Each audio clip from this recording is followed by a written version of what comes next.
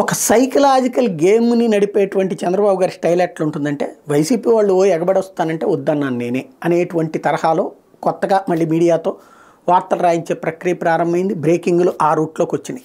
తనను కలిసిన నాయకులతో చెప్పారట, వద్దు మనం పెట్టుకుంటే మళ్ళీ తలనొప్పి అన్నటువంటి. అసలు విషయం ఏంటంటే పార్థసారథి ఇటు ఎందుకు తనకి టికెట్ ఇవ్వనన్నారు కాబట్టి, అదే సందర్భంలో మాగుంటి ఇటు రావడానికి సిద్ధం ఎందుకు తనకి టికెట్ ఇవ్వనన్నారు కాబట్టి, అట్లాగే వేమిరెడ్డి తను కోరింది చేయనన్నారు కాబట్టి తను రావడానికి సిద్ధంగా ఉన్నారు. ఇట్లాగా వైసీపీ టికెట్లు ఆయన జంగా కృష్ణమూర్తి అక్కడ టికెట్ ఇవ్వనన్నారు కాబట్టి ఇటు రావడానికి సిద్ధపడుతున్నాడు.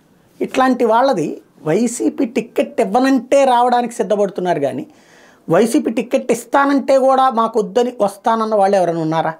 ఇప్పుడు కోటంరెడ్డి, ఆనమ్ము, మేకపాటి, శ్రీదేవి ఈ నలుగురిని టికెట్లు ఇవ్వరని చెప్పేసి జగన్ చివరికి శాసనమండలి ఎన్నికల రోజున చివరికి ఒక మాట చెప్పన్నా అన్నా సరే లేదు నేను ఇవ్వలేనని చెప్తేనే కదా ఇటు వచ్చేసింది, వాళ్ళు ఇటు ఓట్లేసింది కూడా.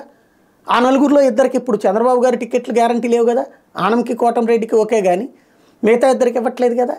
ఓవరాల్గా చూసుకుంటే వైసీపీ టికెట్లు ఇవ్వనన్న వాళ్ళకి తెలుగుదేశంలోకి రావడానికి సిద్ధపడ్డారు కానీ తెలుగుదేశం పార్టీలోకి వెళ్తాం మాకు మీ టికెట్ అక్కర్లేదని చెప్తున్న వాళ్ళు ఎంతమంది?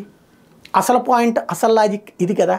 కానీ జనంలోకి ఎగబడి వస్తున్నారు, మనమే ద్వారాలు తెరవట్లేదు, మనకి ఇప్పటికే పొత్తులకు సంబంధించి బోల్డ్ అన్ని ఆప్షన్స్ ఉండేటప్పుడు ఇక్కడ జనసేన వాళ్ళకి ఇవ్వాలి, కొన్ని బీజేపీ వాళ్ళు వస్తే వాళ్ళకి ఇవ్వాలి. అసలు బీజేపీ ప్రస్తావనే తేలేదు వాళ్ళు చంద్రబాబు గారు, అది కీ పాయింట్.